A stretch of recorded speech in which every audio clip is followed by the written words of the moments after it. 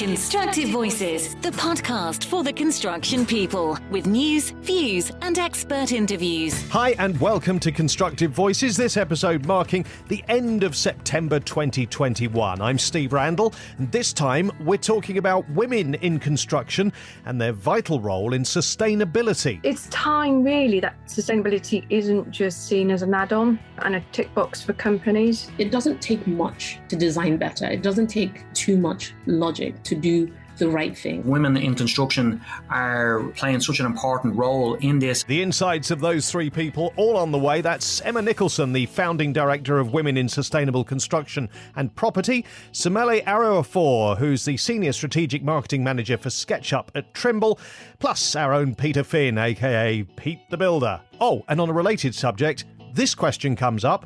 Is there a Betty the Builder that we could put out there in the world to kind of compliment Bob the Builder? All that and more on this episode of Constructive Voices. What does connected construction look like? Viewpoint Construction Software connects your office, team, and field. Viewpoint's cloud-based project management and field solutions help contractors of all sizes manage projects, processes, and people, from the design phase through to on-site completion and handover. To learn how Viewpoint is helping Wilmot Dixon, Kia, Galliford Try, and over 8,000 other construction companies deliver projects on time and on budget, visit viewpoint.com. I'm really keen that we hand over to our two fantastic guests who are chatting to Henry McDonald, but it would be rude not to say hi to Pete first. How are you, Pete? How are we doing, Steve? Great to talk to you again. Yeah, absolutely. And we're talking about one of our big topics, really. I mean, we talk a lot about technology, we talk about well-being and mental health, and the other big topic, and it's a massive, massive topic, particularly as we head towards the UN COP26 conference, climate change and sustainability, particularly this time. We've spoken before about sustainability, but in particular today we're going to talk about the fact that women in construction are playing such an important role in this, and women have taken up the mantle on this probably quicker and stronger than us men have. Yeah, a fair point, Pete, and we'll hear from two of those driving change in just a minute. Constructive Voices media partner in Ireland and the United Kingdom is Construction Industry News. Since 2002, Construction Industry News has been focused on the very latest projects and developments within the UK and Ireland.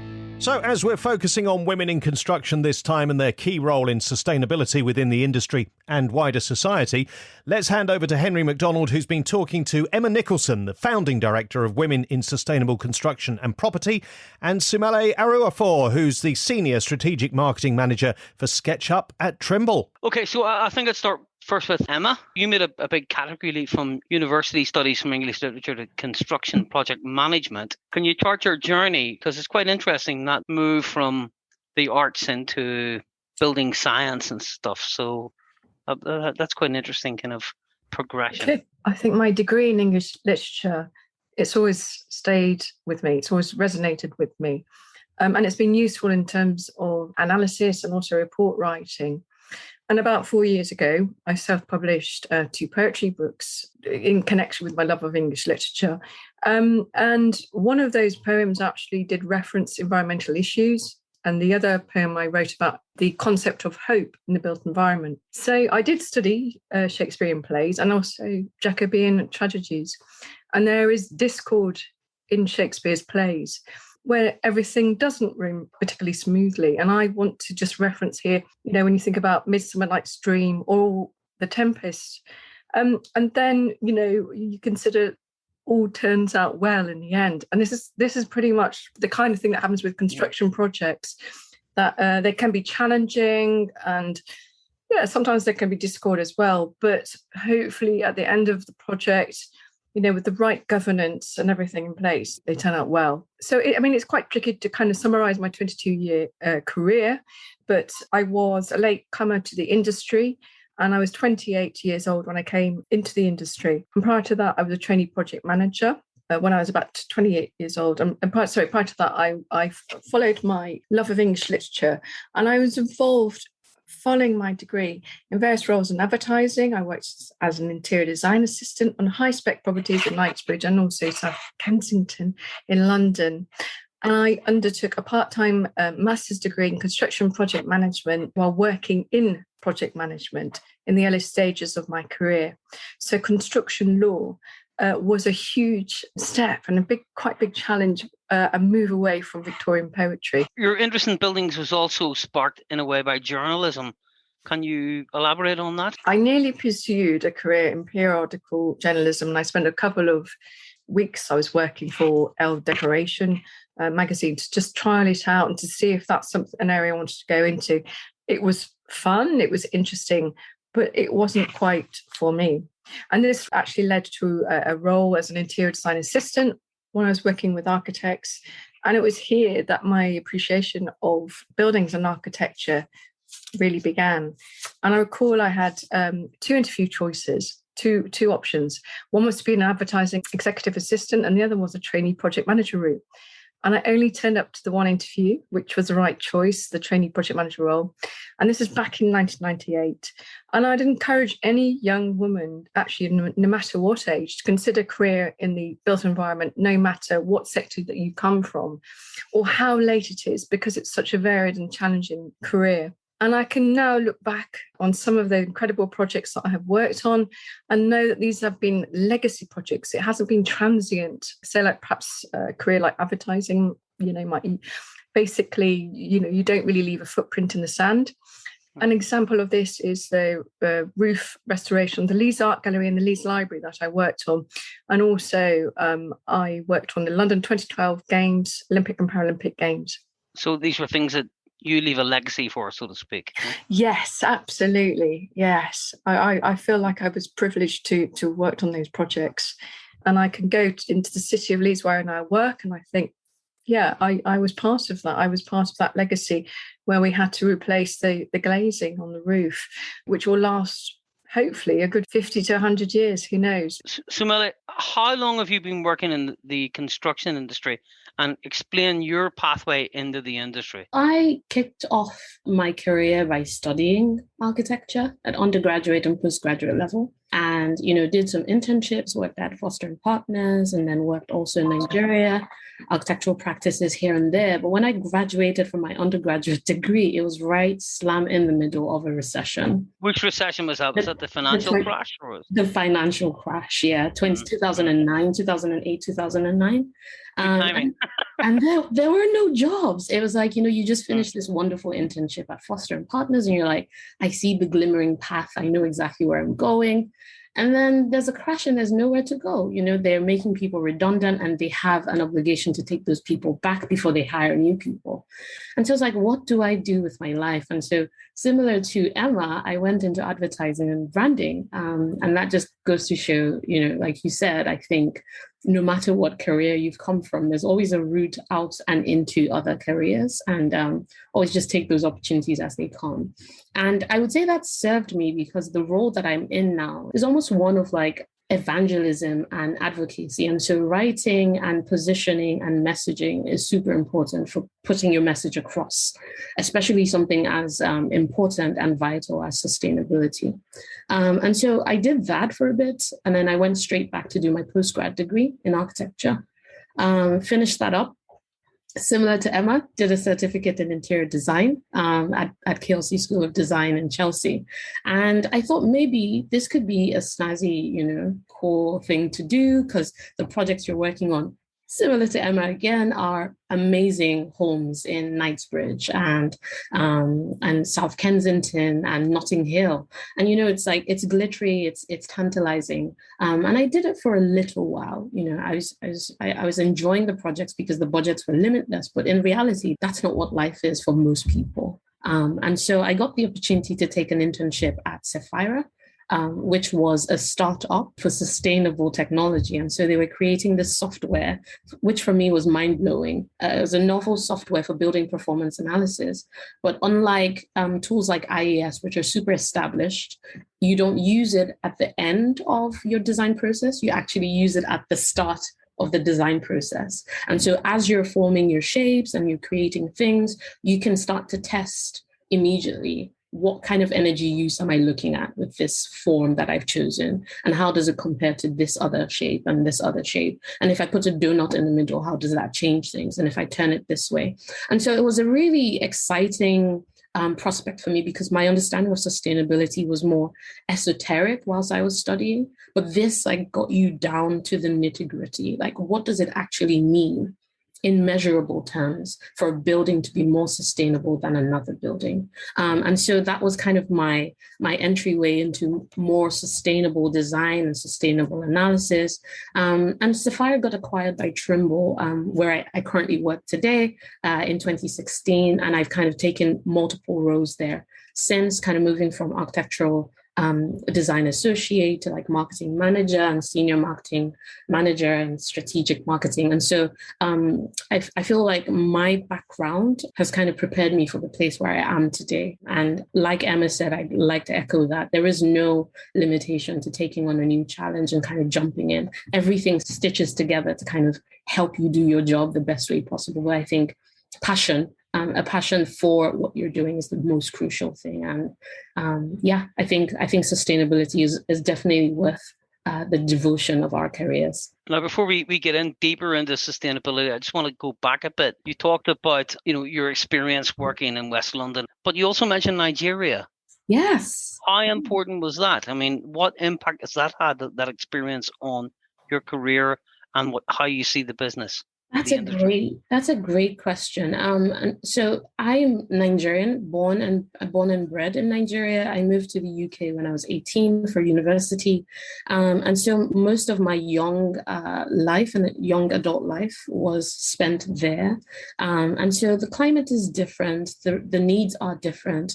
I remember when I was quite young, we moved into a new home, and there was this beautiful stairway that led upstairs, and nothing too fancy.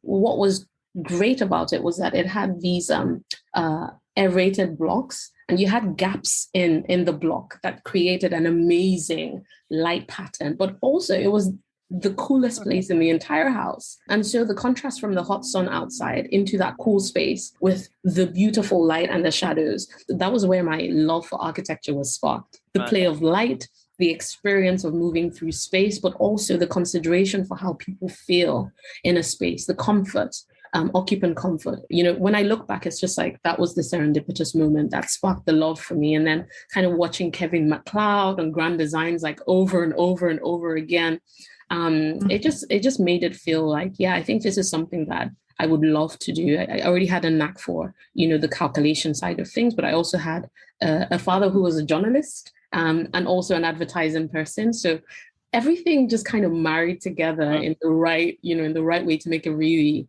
really cool career for me. So that's kind of the genesis of things. And it still inspires me, because it doesn't take much to design better. It doesn't take too much logic to do the right thing. I think understanding of space and context can make a massive impact on how we design. And I think as architects, as people in the built environment, I think just that consciousness of context and a care for the world is kind of the starting point of any project that wants to be sustainable. Indeed, I found that bucolic memory of the light in the blocks very, very fetching. Your work in architecture and design and so on, how do you think these skills can be harnessed to promote sustainable building projects? For me, the question that I feel like I need to ask my colleagues all the time is, can you design buildings that deliver, the tectonic ideas of architecture, so materiality and constructibility, but still think about how you cater to the comfort and the spatial needs of occupants, and balance that with how you use Earth's resources? And I think, yes, we can. And we need to, with even more intention than ever before, because the impact of our work is more crucial than ever. And I know we'll talk a little bit more about the IPCC report in a bit, but I feel like architects have a really unique role in shaping the built environment. The spaces that they create are almost like the backdrop for the theater of humanity. But then they use real things, right? They use real resources. We have the ability to influence the ways that people live So if you want people to recycle and you don't kind of think about, well, where are the recycling bins going to live? Where does that go to within the supply chain of waste management? Just thinking about how things kind of wrap back together. So going back from like the mundane everyday living, how effective and how comfortable are the spaces that you're making for people? How much daylight are they getting versus artificial light? Of course, if you're designing, say, for example, a lab, you don't need daylight, right? But if it's a living space or an office space, how much daylight are you giving people and how can they, regulate that? Are you putting blinds in? Is it automated? All of these specifications, are the windows openable or are they always going to be shut? Can they use natural ventilation? Or are we always going to be relying on air conditioning? And the day that the air conditioning breaks, like what does everybody do? Plug in a fan on the floor and use a bit more energy. And it's these types of things that, as architects, we have the ability to make those choices, those really important choices really early on. And so I feel like just by considering the size, the type, and the placement of your glazing or your shading, you could make a building daylit and naturally ventilated for maybe 3 months more in the year than if you didn't consider it at all. And inevitably, that cuts down utility bills for the owner of the building, but it also means that they'll burn less fossil fuels. And that just helps us as a global community manage the resources that we have a bit more. So I think material choices, design choices, when architects do it right, you get that sustainable benefit, but also you reduce rework on projects. Like when you think about things a little bit earlier, things aren't value engineered at the end of your project, right? You've already thought through the processes. Everything is kind of intricately stitched together so that when you come to pricing it off or getting bids out, it's very difficult to dismantle the beauty of what you've created because you've thought through how it impacts energy use, how it impacts the client's budget, and all of those things. So I think there's a lot that an architect can contribute in making more sustainable buildings, certainly. And of course, not just sustainability, we're living in the COVID or post-COVID age. Ventilation is going to be super important. It's going to be central to thinking for a very long time to come. 100% agree with you. And I don't know that any other time has taught us that than in the past 1.5 years. The value of our homes. There was nowhere else to go, right? And so how comfortable is your home in the middle of winter and in the middle of summer? And how do you kind of transition between those two seasons? So I think, architects, vital, absolutely vital. In terms of the industry, where are you now both based? What numerous roles do you play in terms of general sustainability in the business? So, Henry, I work part-time from home. I also work in the Leeds office of a global property and construction consultancy. And I'm part of an infrastructure team. I'm currently working on a large university estate and I'm supporting them with their net zero journey by a certain target date. So this involves programme and strategy support with regards to removing gas from the estate. And in terms of industry and my sustainability credentials, I'm a fellow of the Institute of Environmental Management Assessment. I'm also a chartered environmentalist, and I'm a member of the Women's Engineering Society Climate Emergency Group. I've just completed a really, really interesting course, which is with the University of Cambridge. It's an 8-week course, and it's called Business and Climate Change Towards a Net Zero with the Institute for Sustainability Leadership. And I've also previously, I've been a chair for IEMA, that's the Institute of Environmental Management Assessment, the Yorkshire and Humber Steering Group for 4 years, and I helped organise various CPD events for them. And I'm currently a member for the Zero Carbon Transport Group in my hometown of Harrogate, where we're pushing for Car-Free Fridays, which is voluntary, but it's about trying to raise that awareness, really, to reduce carbon emissions in the local community. You also are a sustainability ambassador. What does that entail? Yeah, I mean, sustainability can also involve equality, diversity and inclusion. That is, I think it's UN goal number 5, which covers gender equality. So I am championing a lot in terms of diversity inclusion. I'm an ambassador for the Institute of Directors in terms of equality, diversity, inclusion. And I also promote EDI and embedding that within the Women's Engineering Society. And I'm also on the EDI Specialist Interest Group with the Chartered Institute of Building. I've also kind of got a link with the United Nations Association in Harrogate, and I've attended one or two of their events as well. And I'm also a member of the Women's Engineering Society Climate Emergency Group that I've mentioned. And they are doing some fantastic work on developing various webinars up to COP26. And so I do try and attend their meetings as well. So I also push the agenda as well as founding director of Women in Sustainable Construction and Property, which I'll talk about a bit later. But that's now quite nearly 1,400 members. Set it up on LinkedIn back in 2010. And that has just kind of grown over the last 10 years. And, just use it for the networking. And I suppose it's become international as well. So it's interesting to see posts from people, not just in the UK, but also internationally too. And so, Molly, I mean, where are you now? What are the organisations you're involved with? What does that entail? Yeah, I have to say that Emma's CV is phenomenal. And, I will be definitely tracking some of the organizations that you're part of. I wouldn't say that I'm as involved as Emma is, unfortunately, but this gives me a lot of spark to try and really latch onto some of these initiatives and just see where I can fit myself in. But within the role that I currently play, I would say that there are very few women within the space that I occupy. So having a knowledge of, an architectural background, but also a slant on sustainability. And so my role encompasses writing a lot about our customer successes. So this means that I'm constantly in contact with our industry and folks that are doing great work globally. So Trimble is a global company, and a lot of our customers are across the globe. So India, America, here in the UK, and across Europe.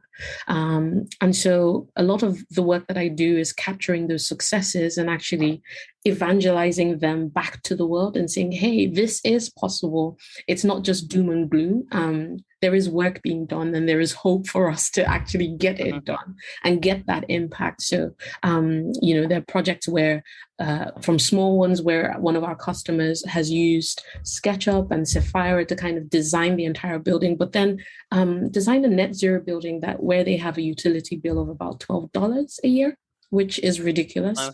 And then you have on the opposite spectrum, you have ginormous projects where it's like, an academy or a campus for a corporate body, but they're reporting 95% occupant satisfaction because they've designed a net zero building. So for me, it's a matter of capturing those successes and putting it back to the world to make sure that people see that this work is happening, and that they can get involved in little ways. So making sure that we put that the knowledge sharing out there, make sure that people know that there are tools out there to help them do this work, even if it's a small increment. But with every project that you test out this technology on, you can do better, you can deliver better.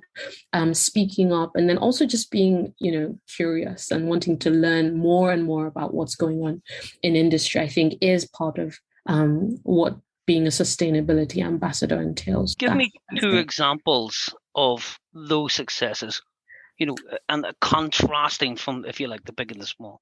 Right. Yeah, sure. Happy to do that. So one of them is with JLG Architects. They're a North America-based practice. They have this ethos of thinking about it as, instead of designing a building like a stack of pancakes and then pouring sustainability as a syrup on top of it, what they do is mix the syrup into the batter. That's literally a quote from their sustainable design principle, right? And I think it's just it just makes sense, right? It's sweet for everybody. Nobody misses a piece that has, the syrup on it, right? But essentially what they did was roll out this tool that Sapphire that I worked with and is now owned by Trimble. They rolled it out across their entire design team, unheard of. For me, that was phenomenal in the first place. But it means that they made sustainability a part of their goal, their ethos, the way that they just work.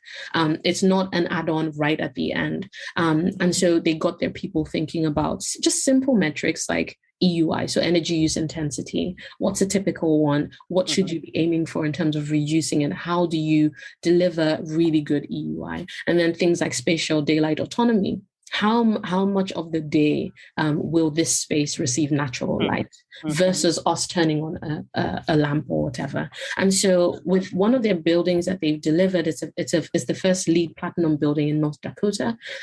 They were able to achieve that net zero status, but then they were able to analyze the entire project. They reduced the client's cost by about $1 million. They reduced energy use by about 53%.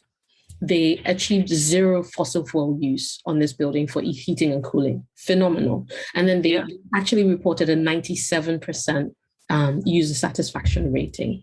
That just, it just makes sense for everybody. The owner of the building wins. The users of the building win, the earth wins, and then JLG Architects also gets a return customer automatically. Like if they're ever going to build anything else, they're not going to go anywhere else. They're going to come back to that particular architect. So I think that particular example just like epitomizes the economy and how it can work for everyone. But it's not more difficult to design sustainably. I refuse to agree that that's the case. It is easy to design sustainability. We just have to make it front of mind and start early and keep at it and do the work that's required to deliver it. And everybody wins in the end. I guess one more thing that I might add is, with the smaller building that I mentioned, they also use SketchUp and Sapphire to model from the very beginning. And where was this smaller building? Where was it based? This one was in Iowa, which is also in North America. And they had a very small budget for this project. So they weren't doing anything fancy. I think this was a family home. They tested lots of different forms. This one was, the impact was got from architectural design. So what kind of form do we want to go for? How do we simplify the internal layout to make sure that you're not using up more material than you need to use and you're not creating more junctions than you need to do?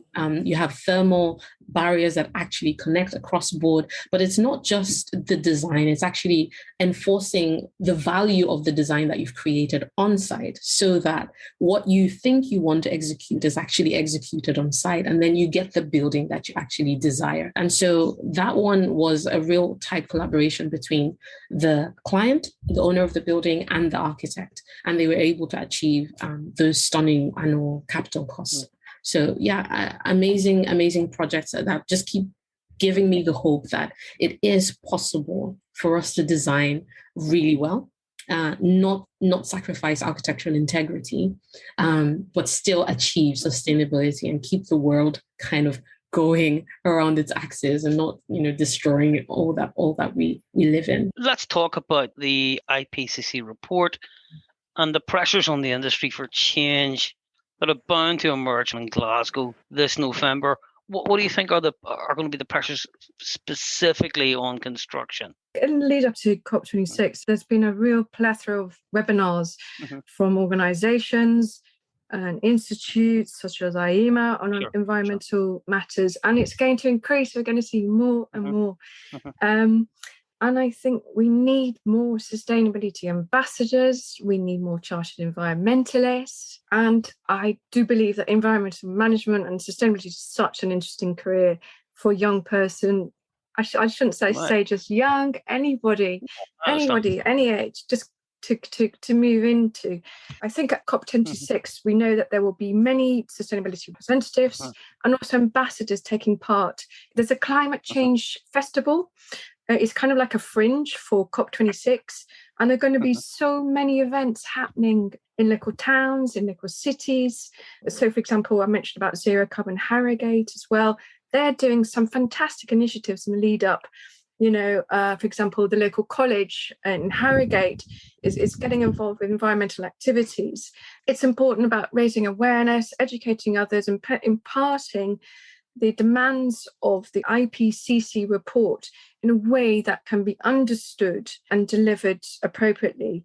So I think as well, people are posting things out on LinkedIn, and the message is getting out, and it's as you say, it's timing the demands of the IPCC report. It's just got so many sort of reaching out in so many different ways. And I think what's so exciting is the enthusiasm, the energy, and innovation, seeing innovation come through. I don't know if you have anything to add to that. I'm sure you do, Samela. Yeah, I took a look at the IPCC report, not the entire thing because there's thousands of pages, but the technical summaries. And some of the things that I saw in there were, the fact that buildings and the construction sector is responsible for over a third of the global final energy consumption and nearly 40% of total direct and indirect CO2 emissions. Our industry is responsible for a third of energy use, final energy consumption, and 40% of emissions, CO2 emissions.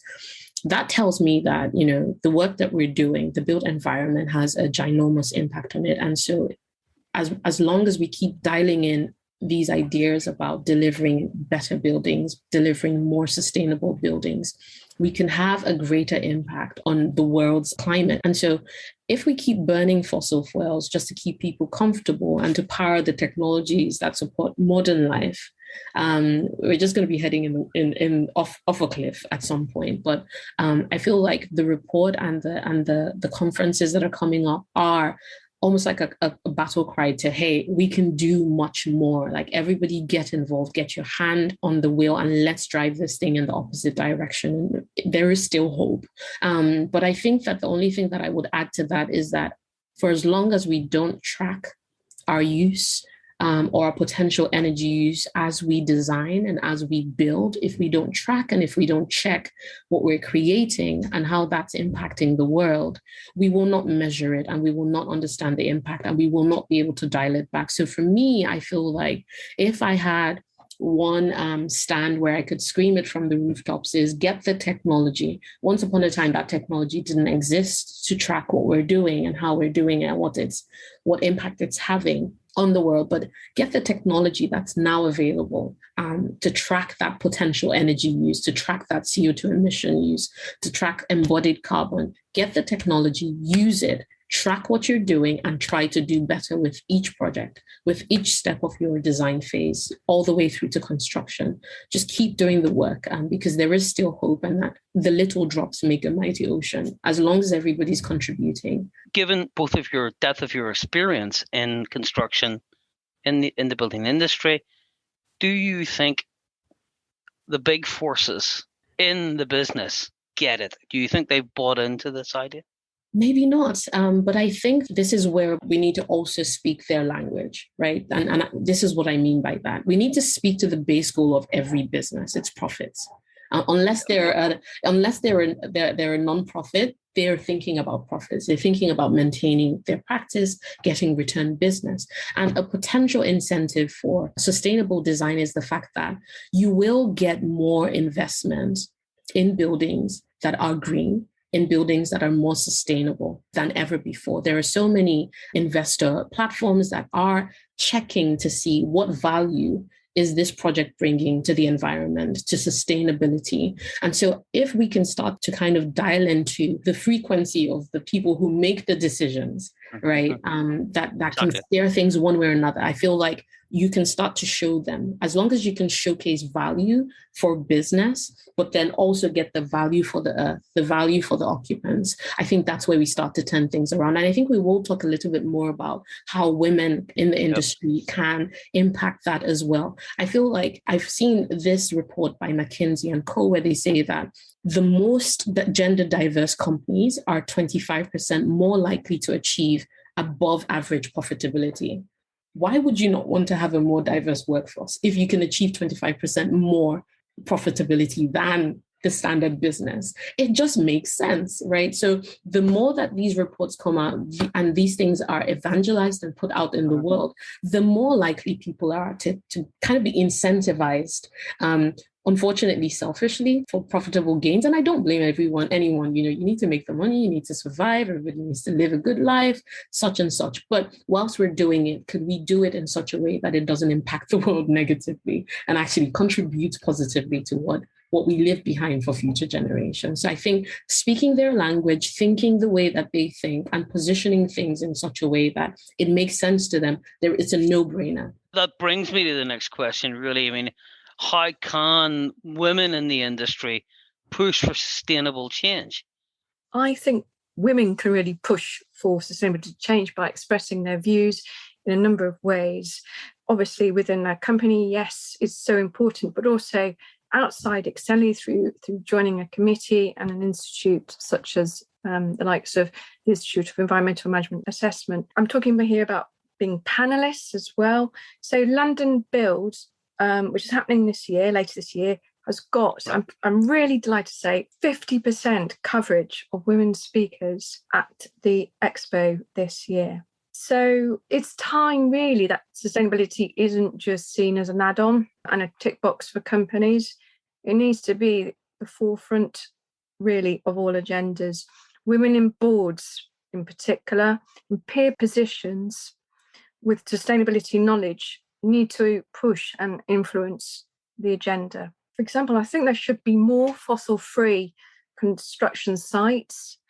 And I'd also like there to be analysis of embodied carbon. I think this needs to be more inherent in project design and also architecture as well as inclusion of circular economy principles in terms of practical suggestions putting forward to move the dial forward. I like to see legislation push that more in terms of fossil-free sites, particularly with regards to contractors and so on. But at the moment, I don't know, it's possibly more voluntary. I'd certainly like to see a step change in that. Smell, if you have anything to add to that? All awesome points. I think I might just reiterate a couple of things that I mentioned earlier is to embrace technology, back up your recommendations with data, because without the data, it just feels like one is pulling ideas out of nowhere and kind of, a tree hugger and all of that. But these things they are crucial, they're critical to the future of our world. And so where there is data that's irrefutable, people will shift. When we're making material specifications, could you assess how that impacts the building, how that impacts the usability of the building or the longevity of that building? Could you check to make sure that that's the right recommendation and show that, when you have your design charades, your design crits and all of that stuff, make sure that you're backing up what you recommend with the data that it needs to stand up in front of a panel of people making that decision. Is it possible to sign up for initiatives and things that are out there already? For example, the Architecture 2020-30 goal that has asked people to kind of design buildings that use 75% less energy than a typical building of that size. And I think it's heading to 80% now. Could you sign up for things like that, but voluntarily, just like Emma said? Sign up for it voluntarily, test it out on a project. If you have the power to kind of direct one small project and make a change and then make that case on that project, then you could show how it's easy to do that work. And I think it has to be a proactive effort. I think the last thing that I would add is tell of the wins as well as the matters of urgency. A lot of the time, most people will tell about the direness of where we are. And it's true. It's important not to shut our eyes to the reality of where we are. But I think that when you give, just like, if anybody has kids, when you give them some medicine, you kind of back it up with some, a small treat to kind of let it go down well, a little better. I would say that the same principle applies to things that are so urgent and so dangerous and so critical. Showcase the good. Showcase the things that are wins, the strides that people have taken, the small steps that add up to make a difference. Give people hope, I think, is the most important thing, that there is a point, right? Sometimes you think to yourself, you hear in the news, there's recycling, but actually ends up getting dumped in an incinerator. What is the point of recycling? Is there a different story that we could tell? Is there a different country that's doing it better that we could showcase and say, hey, we might not be doing it right now, but look at this country, they're doing this and they're getting these results. And I think just always reminding people that there is a point to the work that we're doing is super important. So for me, I would say that that's how women can keep pushing in small and big and tangible ways. I mean, again, you've kind of segued into the next question in a sense. But that's fine. It's good. And it is about, do you think women who are in the industry now, in what was once, of course, a very male-dominated industry, construction, are more aware, eco-aware, more sustainable aware, and are bringing that into the business? Emma? Well, I've been in the industry about over 22 years, and I think that there's definitely been a rise of women in sustainability kind of careers. And I think increasingly we're going to see more women in leadership roles over the next 5 to 10 years in the future. And I've also seen groups like my own, because I set up a network platform like Women in Sustainable Construction and Property way back in 2010, 2011, which has grown. And there are other groups as well that have developed, such as mine. There's Women in BRE, there's WIBC, which is, associated with CIBC. There's Women in Planning, there's Women in Sustainability. So there's quite a few of these network groups that have now become very, very established. And I think more and more businesses are going to realise, as Molly said, the need for diversity within the organisations. We are going to see more women hopefully in leadership roles, and also getting on board with regards to the net zero journey. It's important for organisations to be on board and to be leaders rather than as followers, because otherwise they're just going to get swept along by legislation. The question is, does your business that you work for, does it want to be a leader or does it want to be a follower with regards to sustainability? Because now is the time. Now is really the time to get on board. And having studied the course at University of Cambridge, with regards to the net zero journey, I can really justify that and back that up. And seeing the incredible innovative case studies through that course and through the international networking that the course has brought, really, there's so much happening out there now. So it's very exciting. I think one thing that potentially Emma was alluding to is that there's been a rise in the number of women within the construction industry over the years. And I have to back that up. When I was studying for architecture, there were a handful of us girls on the course. By the first year, a good chunk of them dropped off the course. And so I tend to be very cautious with generalizations because it then places a silent burden on a certain group to effect change. I think a lot of times a passion for sustainability tends to be driven by a desire to improve the fidelity of the Earth's environments and resources. Sometimes people are naturally sensitized to touch the Earth lightly. Other people couldn't care less, haven't thought about it. Not because they don't care, it's just not something that, taps their minds in any way. But some people are just really, really very keen to leave a livable world for the coming generation. Sometimes because women bear children, there's an extrapolation that they care more about the earth and then they want to leave a legacy. But, children are crafted by fathers and mothers, men and women. And I feel like the job of preserving the world is for everyone. There just needs to be even more room on the table.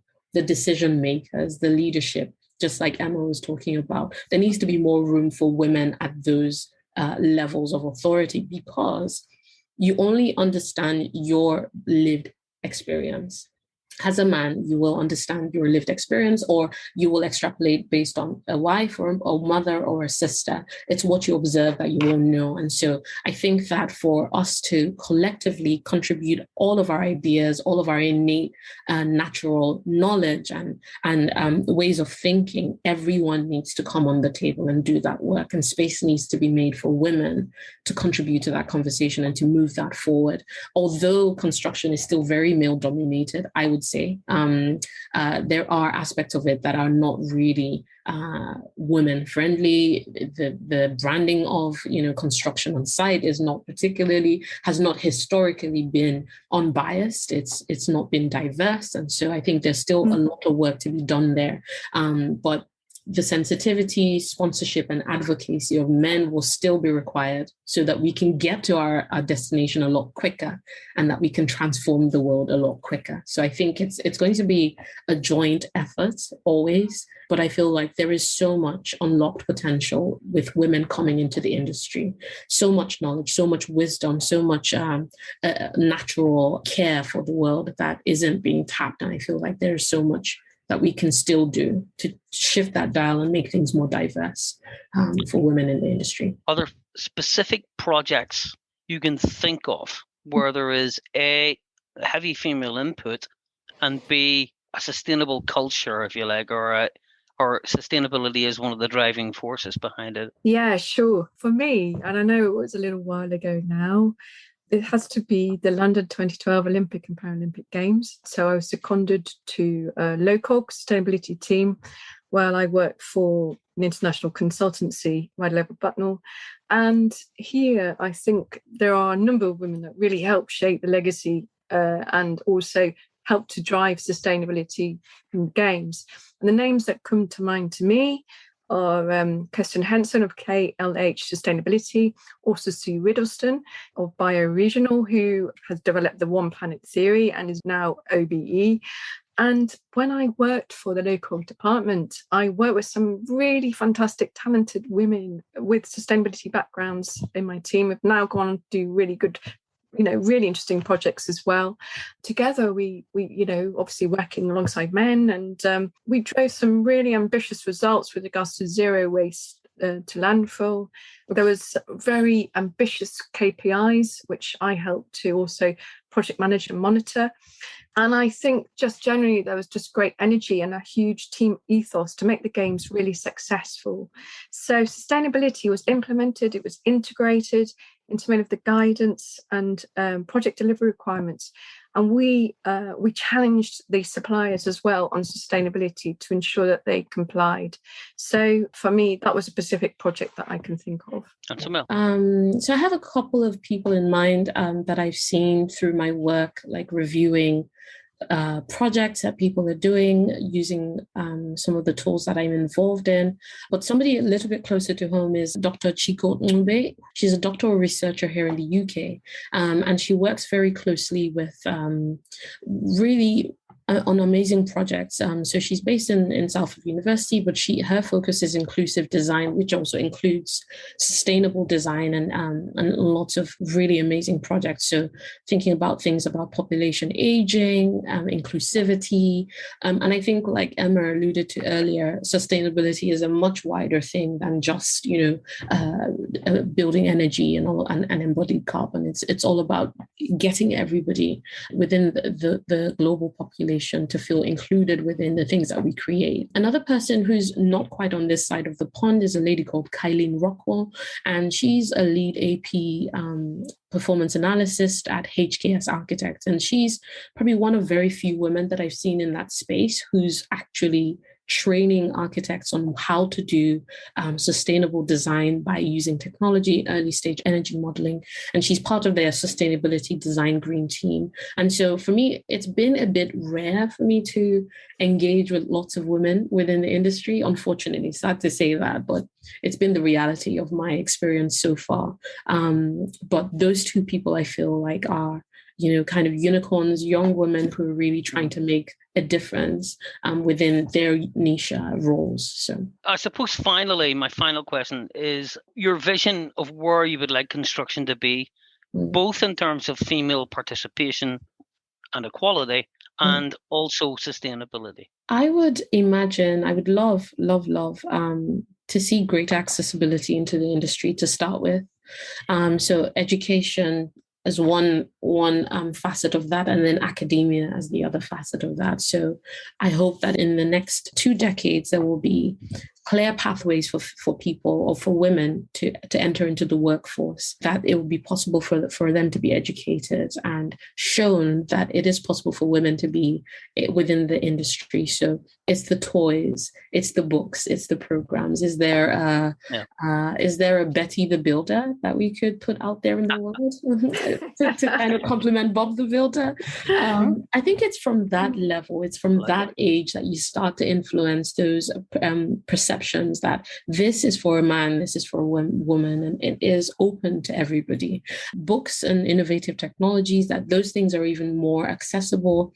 Trimble does this thing with its tech labs where it collaborates with universities and actually offers its technology to students. And so there's a lot of symbiosis between this is what is innovative in industry, but what you're learning actually matches up with what is needed in the world. So I think more initiatives like that open up these technologies to people. Is it laser scanners? Is it software? Whatever it is that would spark that love and that joy for the industry, I would love to see that being more shared. And there are apprenticeships and things that lead into male-dominated degrees. Are there professionals that go back and inspire people? My hope is that we'll have even more women teaching within our industry and showing people that it is possible to rise to the top of the game and still come back and give back to the world and show people how to get there as well. The second thing, that major headline would be even greater visibility, mainstream visibility for women and representation of women within the industry. So it's about age. So women of all ages being represented in construction, women of all races being represented in construction, different backgrounds, whatever it may be. Imagine more Sarah Binneys, more Emmas across the world who are championing things and, on panels and setting up, all sorts of different initiatives. Is there a female Kevin MacLeod that could, inspire somebody to join the industry in the future? Maybe it's you, Emma. Maybe it's me.Maybe it's one of somebody in the industry today. Who could it be? It could be any one of us, right? And the space is open. Yeah, it's so open, and I think it's us who are here today to see the opportunities and not shrink back from them because am I qualified? And it's more of how would this inspire the next generation, stepping into those shoes, not just for self, but because it can make a difference for those who are coming behind us. And the last thing I will touch on is the retention of female construction workforce across all life stages. I think it's one thing to enter into the field. It's another thing to stay there and actually make a difference. I think construction has the lowest proportion of women-owned firms today. That means that, less women are involved in the decision-making or in the economy of things and the grand economy of things.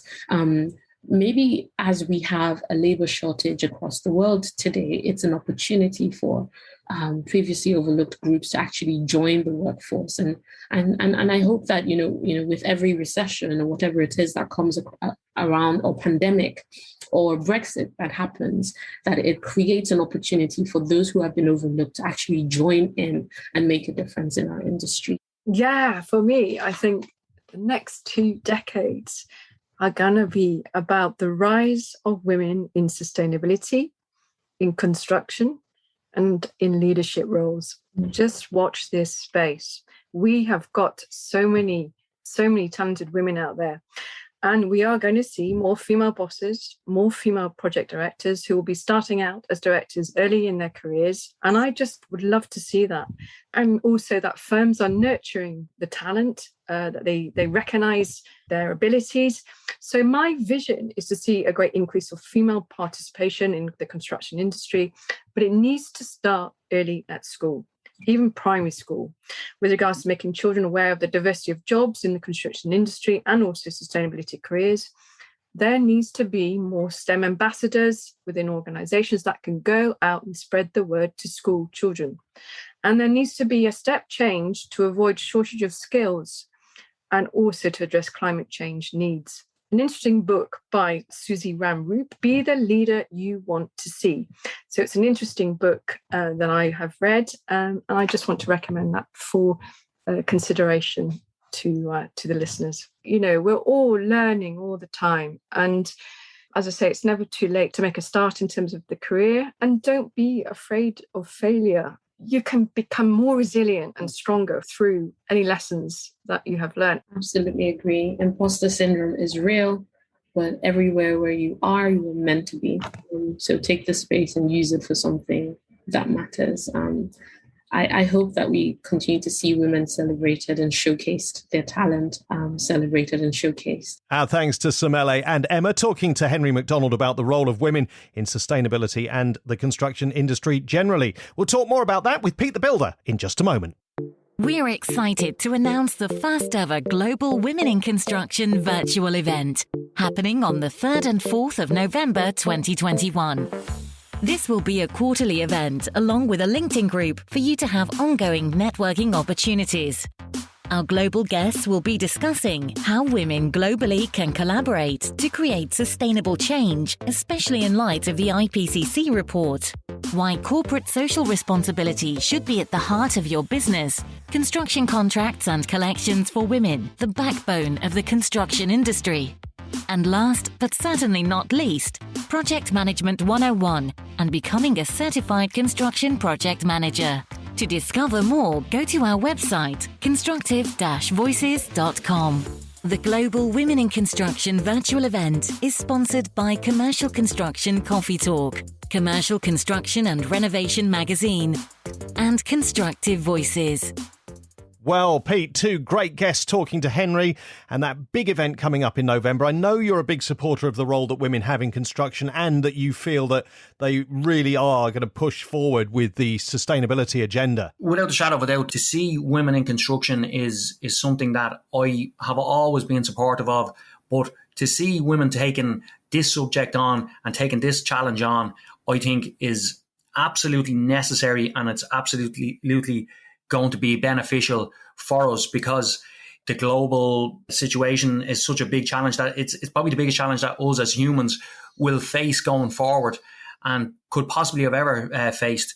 And I know that sounds a little bit like the first scene in a disaster movie, but, you know, it's real, lads. Like, I mean, we've had this report that's come out from the IPCC. Now there's deadlines, there's targets that we've got to reach. And to reach those targets, we've got to be proactive, and we've got to put systems in place, and we've got to make sure that people listen. And you know what? The women of this world have stepped up. If you look at the groups all around the world and you look at who is driving them, the CEOs on an awful lot of these councils are women. I think over 50% of the CEOs on the Green Bill councils are female and are really pushing this subject forward. And it's great to see. And you know what? We absolutely need it. Yeah, definitely. And I think as part of the wider diversity and inclusion topic that we, again, have talked about already and will continue to talk about on this podcast, you know, getting perspectives from all kinds of different people, whether they're women, whether they're from different cultures and backgrounds, disabled people who have a lot to offer as well in how we need to construct things that are right for everybody and right for the future that we're all facing.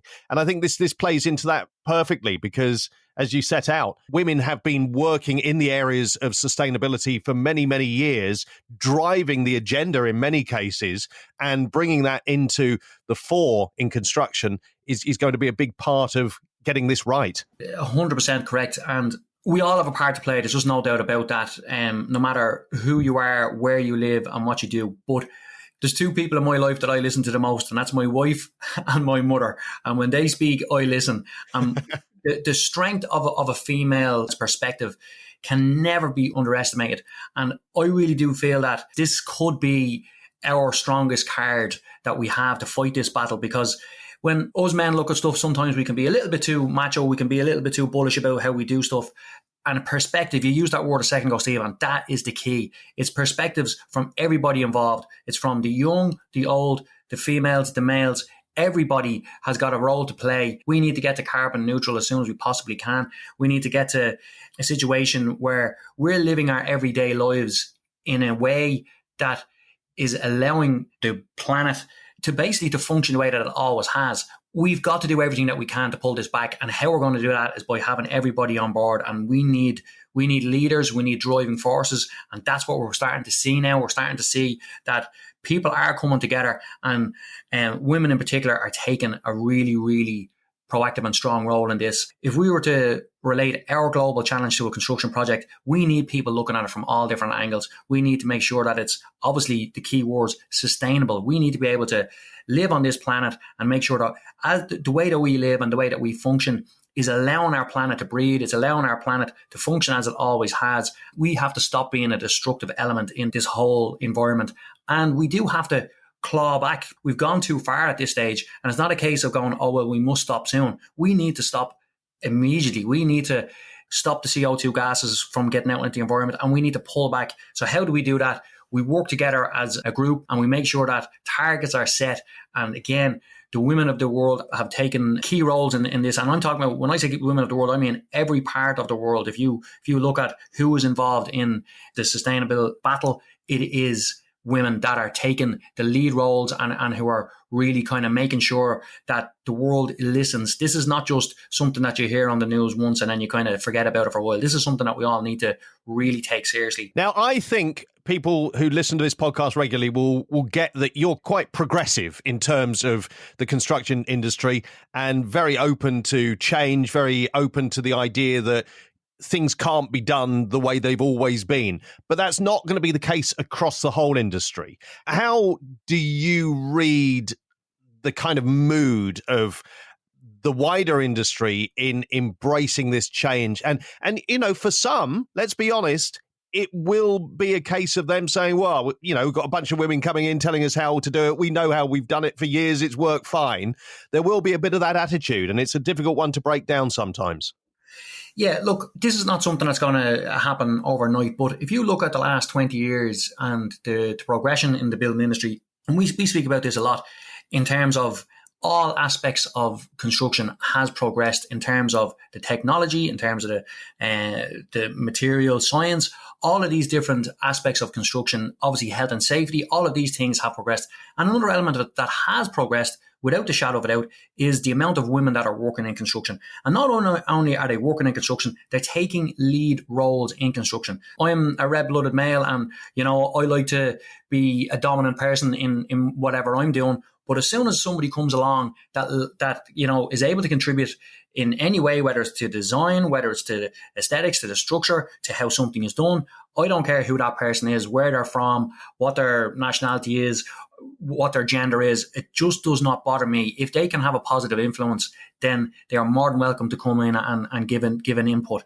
And that is what's happening. Look, there's no doubt about it. There are some countries that maybe there's still some cultural change that may have to happen before women are going to get into the positions that they deserve to be in. But like, it is happening, Steve. It is happening around the world. And I think, you know, I think sometimes the stereotypical way of looking at construction guys is they don't want women in construction and, you know, they're not open to that. I would not agree with that because I work with so many different women in construction at the moment and in other industries as well that I'm involved in. And I love having a woman high up in the situation because they will always give you straight to the point and practical answers, and they will certainly challenge anything that is presented.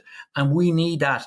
When it comes to construction, we need that. But when it comes to the sustainability issue, we need it even more. You're always going to have challenges. Nobody likes change. It doesn't matter what it is, whether it's simply changing the colour of the paint in your room, changing your car because you'll just kind of always want to stick with the same car. No, you need to change your car and try and go as carbon neutral as you possibly can. But nobody likes that change. And it takes a little bit of going into the, you know, out of your comfort zone to accept change no matter what it is. But when it comes to women in construction, I feel it's already started to happen. Maybe it's not happening quick enough, but it is starting and it is definitely progressing in the right direction. Fantastically said, as always, Pete. Good to speak to you again. We'll talk in a couple of weeks. Cheers, mate. I'm going to go home and hug my mother and tell her I love her so much. You do that. Cheers, mate. Pete. Bye-bye.